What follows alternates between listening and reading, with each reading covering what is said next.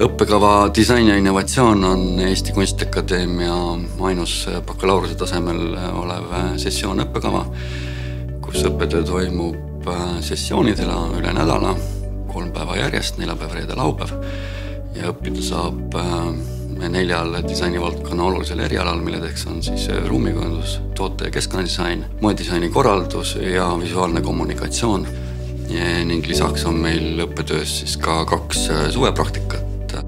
Mina tulin ruumikujundust õppima selleks, et saada kuidagi hästi praktilised teadmised ja nagu leida see hea väljund.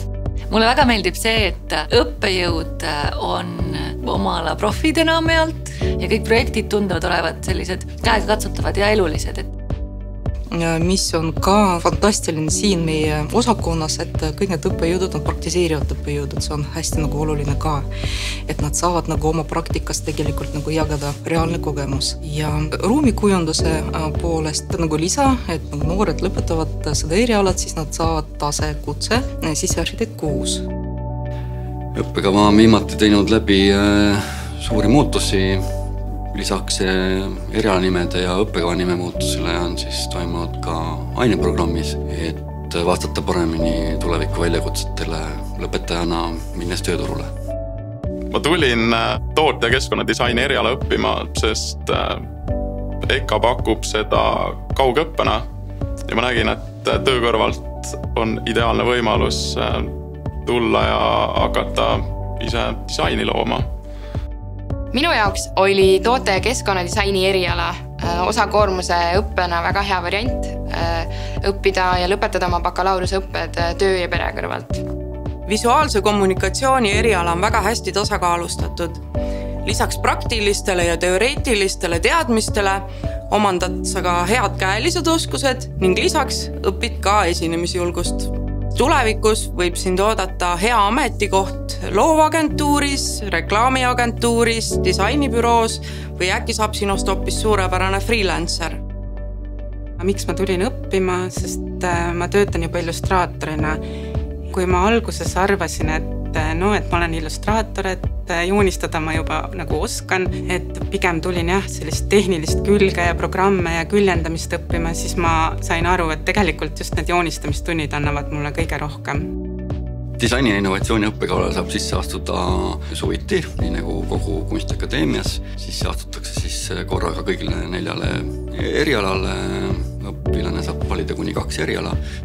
Õppetöö dokumendid esitatakse õppeinfosüsteemis SAIS, kuhu siis laetakse üles lisaks oma dokumentidele ka siis oma portfoolio. Kohapeal toimub vestlus ja eksami ülesanded, mõlemad on siis ühel päeval. Ma tulin EKA-sse õppima sel põhjusel, et Eesti Kunstiakadeemia on ainus ülikool Eestis, kes pakub bakalaureuse tasemel moe süvitsi õppimist. Et see avardab väga laias vaates sinu maailmapilti. Kuidas üldse toimib moetööstus, mis rolli mängib sellest stilist, kuidas läbi praktiliste projektide oma maitset, ideid edasi anda. Eriliselt lahedad on arvutiprogrammid, mida me saame õppida. 3D modelleerimised, illustraatorid, Photoshop, et kõik see on ainekavas sees. No mida me eeldame veel? No muidugi meile meeldib, kui on ennem käidud kunstikoolis või on iseseisvalt harjutatud või käidud ettevalmistuskursustel. Aga me samas ei eelda nii nagu nüüd selle ajal üldse, et keegi oleks nüüd väga pikalt ettevalmistunud kaasajale. Kindlasti tasub õppida neil, kes on oma õpinguid pikalt edasi lükanud, aga soov on olnud suur, siis ma arvan, et see on just see õige koht, kus nad saaksid oma hariduse. Mida ma soovitan neile, kes laste ja töö kõrvalt õppima tulevad? Kindlasti tasub tulla. Ma venitasin võib-olla asjatult kaua sellega. Mõtlesin, et kõik on noored ja võib-olla ma ikka ei saa aru või et ei ole enam nii õppimisvõimeline. Aga kõik on väga hästi laabunud.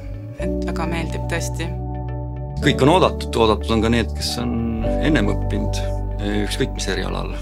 Aga kindlasti on ka oodatud need, kes tulevad otse keskkoolist. Siin vahet ei ole.